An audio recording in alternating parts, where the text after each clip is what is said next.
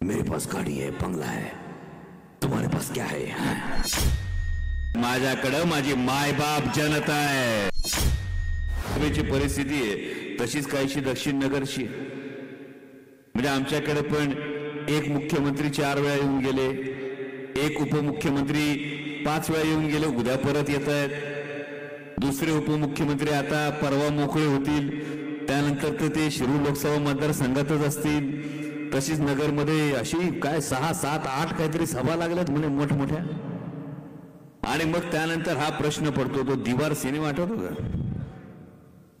मेरे पास गाड़ी है, बंगला है, तुम्हारे पास क्या है? आठवतं ना?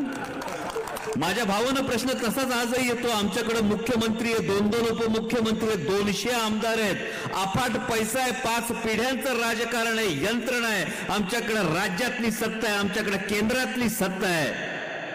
निलेश लंके तुमच्याकडे काय आहे? आणि निलेश लंके सांगतात, माझ्याकडे माझी मायबाप जनता आहे.